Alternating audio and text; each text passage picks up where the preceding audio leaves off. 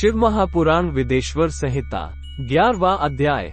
शिवलिंग की स्थापना, उसके लक्षण और पूजन की विधि का वर्णन तथा शिवपद की प्राप्ति कराने वाले सत्कर्मों का विवेचन। ऋषियों ने पूछा, सूत जी, शिवलिंग की स्थापना कैसे करनी चाहिए, उसका लक्षण क्या है तथा उसकी पूजा कैसे करनी चाहिए, किस देश काल में करनी चाहिए और किस द्रव्य के द्वारा उसका निर्माण होना चाहिए।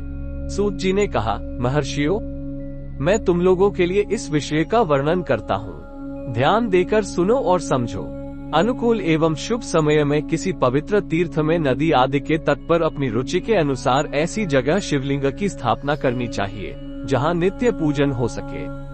पार्थिव द्रव्य से, जलमय द्रव्य से अथवा तेजस पदार्थ से अपनी रुचि के अनुसार कल्पोक्त लक्षणों से युक्त शिवलिंग का निर्माण करके उसकी पूजा करने से उपासक को उस पूजन का पूरा फल प्राप्त होता है। संपूर्ण शुभ लक्षणों से युक्त शिवलिंग की यदि पूजा की जाए तो वो तत्काल पूजा का फल देने वाला होता है। यदि चल प्रतिष्ठा करनी हो तो इसके लिए छोटा सा शिवलिंग अथवा विग्रह श्रेष्ठ माना जाता है, और यदि अचल प्रतिष्ठा करनी हो तो स्थूल शिवलिंग अथवा विग्रह अच्छा माना गया है। उत्तम लक्षणों से युक्त शिवलिंग की पीठ सहित स्थापना करनी चाहिए। शिवलिंग का पीठ मंडलाकार, गोल, चौकोर, त्रिकोण अथवा खाट के पाए की भांति ऊपर नीचे मोटा और बीच में पतला होना चाहिए। ऐसा लिंग पीठ महान फल देने वाला होता है। पहले मिट्टी से, प्रस्तर आदि से अथवा लोहे आदि से शिवलिंग का निर्माण करना चाहिए। जिस द्रव्य से शिवलिंग का निर्माण हो उसी से उसका पीठ भी बनाना चाहिए। यही स्थावर अचल प्रतिष्ठा वाले शिवलिंग की विशेष बात है। चल प्रतिष्ठा वाले शिवलिंग में भी लिंग और पीठ का एक ही उपादान होना चाहिए, किंतु बानलिंग के लिए यह नियम नहीं है। लिंग की लंबाई निर्माणकर्ता या स्थापना करने वाले यजमान के 12 अंगुल के बराबर होनी चाहिए। ऐसे ही शिवलिंग को उत्तम कहा गया है। इससे कम लंबाई हो तो फल में कमी आ जाती है, अधिक हो तो कोई दोष की बात नहीं है। चरलिंग में भी वैसा ही नियम है। उसकी लंबाई कम से कम कर्ता के 1 अंगुल के बराबर होनी चाहिए। उससे छोटा होने पर अल्प फल मिलता है। द्विजों के लिए नमः शिवाय के उच्चारण का विधान है। द्विजेत्रों के लिए अंत में नमः पद के प्रयोग की विधि है, अर्थात वे शिवाय नमः इस मंत्र का उच्चारण करें। स्त्रियों के लिए भी कहीं कहीं विधि पूर्वक नमोन्त उच्चारण का ही विधान है, अर्थात वे भी शिवाय नमः का ही जप करें। कोई ऋषि ब्राह्मण की स्त्रियों के लिए नमः पूर्वक शिवाय के जप की अनुमति देते हैं, अर्थात वे नमः शिवाय का जप करें। पंचाक्षर मंत्र का 5 करोड़ जप करके मनुष्य भगवान सदाशिव के समान हो जाता है। 1, 2, 3 अथवा 4 करोड़ का जप करने से क्रमशः ब्रह्मा, विष्णु, रुद्र तथा महेश्वर का पद प्राप्त होता है। अथवा मंत्र में जितने अक्षर हैं, उनका पृथक 1 लाख जप करे, अथवा समस्त अक्षरों का एक साथ ही जितने अक्षर हो उतने लाख जप करे। इस तरह के जप को शिवपद की प्राप्ति कराने वाला समझना चाहिए। यदि 1000 दिनों में प्रतिदिन 1 सहस्त्र जप के क्रम से पंचाक्षर मंत्र का 10 लाख जप पूरा कर लिया जाए और प्रतिदिन ब्राह्मण भोजन कराया जाए तो उस मंत्र से अभीष्ट कार्य की सिद्धि होने लगती है। ब्राह्मण को चाहिए कि वो प्रतिदिन प्रातःकाल 1008 बार गायत्री का जप करे। ऐसा होने पर गायत्री क्रमशः शिव का पद प्रदान करने वाली होती है। वेद मंत्रों और वैदिक सूक्तों का भी नियम पूर्वक जप करना चाहिए। वेदों का पारायण भी शिव पद की प्राप्ति कराने वाला है, ऐसा जानना चाहिए। अन्यान्य जो बहुत से मंत्र हैं, उनका भी जितने अक्षर हो उतने लाख जप करें। इस प्रकार जो यथाशक्ति जप करता है वह क्रमशः शिव पद मोक्ष प्राप्त कर लेता है। अपनी रुचि के अनुसार किसी एक मंत्र को अपनाकर मृत्यु पर्यंत प्रतिदिन उसका जप करना चाहिए, अथवा ओम इस मंत्र का प्रतिदिन 1 सहस्त्र जप करना चाहिए। ऐसा करने पर भगवान शिव की आज्ञा से संपूर्ण मनोरथों की सिद्धि होती है। जो मनुष्य भगवान शिव के लिए फुलवाड़ी या बगीचे आदि लगाता है तथा शिव के सेवा कार्य के लिए मंदिरों में झाड़ने बुहारने आदि की व्यवस्था करता है, वो इस पुण्य कर्म को करके शिव पद प्राप्त कर लेता है। भगवान शिव के जो काशी आदि क्षेत्र है, उनमें भक्ति पूर्वक नित्य निवास करे। वो जड़ चेतन सभी को भोग और मोक्ष देने वाला होता है। अतः विद्वान पुरुष को भगवान शिव के क्षेत्र में आमरण निवास करना चाहिए। पुण्य क्षेत्र में स्थित बावड़ी, कुआं और पोखरे आदि को शिवगंगा समझना चाहिए। भगवान शिव का ऐसा ही वचन है। वहाँ स्नान, दान और जप करके मनुष्य भगवान शिव को प्राप्त कर लेता है। अतः मृत्यु पर्यंत शिव के क्षेत्र का आश्रय लेकर रहना चाहिए। जो शिव के क्षेत्र में अपने किसी मृत संबंधी का दाह, दशा, मासिक श्राद्ध, सपिंडीकरण अथवा वार्षिक श्राद्ध करता है अथवा कभी भी शिव के क्षेत्र में अपने पितरों को पिंड देता है, वो तत्काल सब पापों से मुक्त हो जाता और अंत में शिव पद पाता है। अथवा शिव के क्षेत्र में 7, 5, 3 या 1 ही रात निवास कर ले। शंकर के प्रतीक मानकर उनका पूजन करना चाहिए। इस तरह महालिंग की स्थापना करके विविध उपचारों द्वारा उसका पूजन करे। अपनी शक्ति के अनुसार नित्य पूजा करनी चाहिए तथा देवालय के पास ध्वजारोपण आदि करना चाहिए। शिवलिंग साक्षात शिव का पद प्रदान करने वाला है। प्रश्नवाचक चिन्ह अथवा चर लिंग में षोडशोपचारों द्वारा यथोचित रीति से क्रमशः पूजन करे। ये पूजन भी शिव पद प्रदान करने वाला है। आवाहन, आसन, अर्घ्य, पाद्य, पाद्यान, आचमन, अभ्यंग पूर्वक स्नान, वस्त्र एवं यज्ञोपवीत, गंध, पुष्प, धूप, दीप, नैवेद्य, तांबूल समर्पण, नीराजन, नमस्कार और विसर्जन ये 16 उपचार है। अथवा अर्घ्य से लेकर नैवेद्य तक विधिवत पूजन करे। अभिषेक, नैवेद्य, नमस्कार और तर्पण ये सब यथाशक्ति नित्य करे। इस तरह किया हुआ शिव का पूजन शिव पद की प्राप्ति कराने वाला होता है।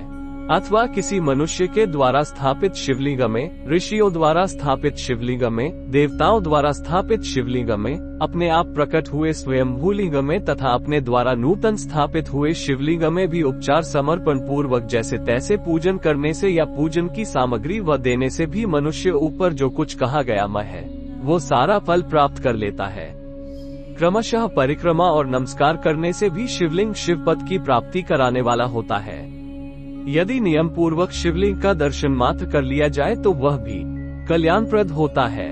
मिट्टी, आटा, गाय के गोबर, फूल, कनेर, पुष्प, फल, गुड़, मक्खन, भस्म अथवा अन्न से भी अपनी रुचि के अनुसार शिवलिंग बनाकर तदनुसार उसका पूजन करे अथवा प्रतिदिन 10,000 प्रणव मंत्र का जप करे अथवा दोनों संध्या के समय 1-1 सहस्र प्रणव का जप किया करे। ये क्रम भी शिव पद की प्राप्ति कराने वाला है, ऐसा जानना चाहिए। जप काल में मकारांत प्रणव का उच्चारण मन की शुद्धि करने वाला होता है। समाधि में मानसिक जप का विधान है तथा अन्य सब समय भी उपांशु जप ही करना चाहिए।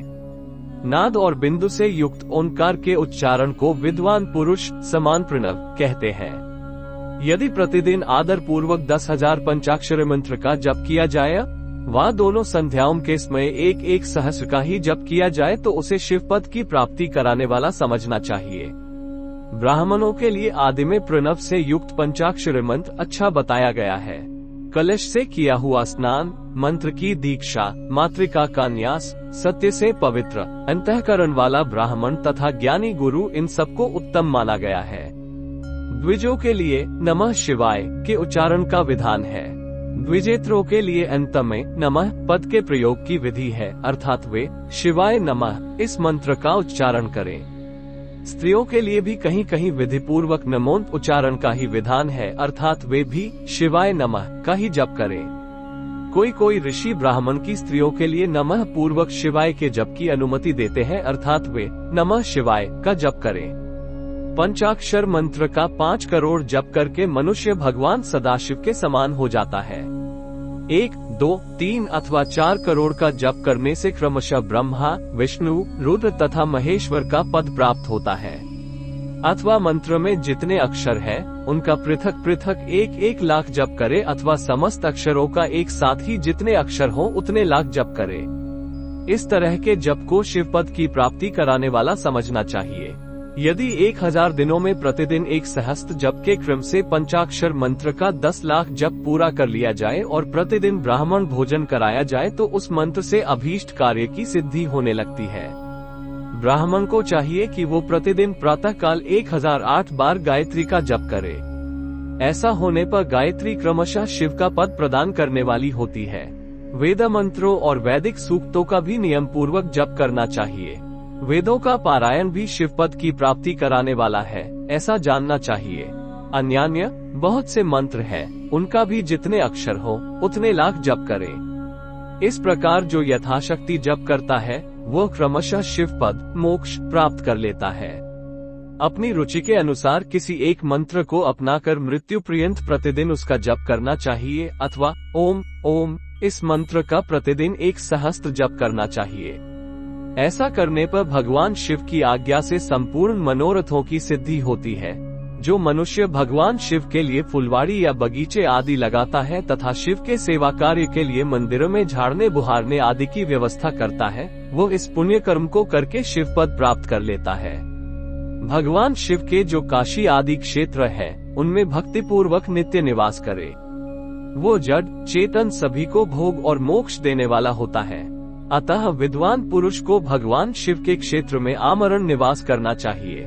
पुण्य क्षेत्र में स्थित बावड़ी, कुआं और पोखरे आदि को शिवगंगा समझना चाहिए। भगवान शिव का ऐसा ही वचन है, वहाँ स्नान, दान और जप करके मनुष्य भगवान शिव को प्राप्त कर लेता है।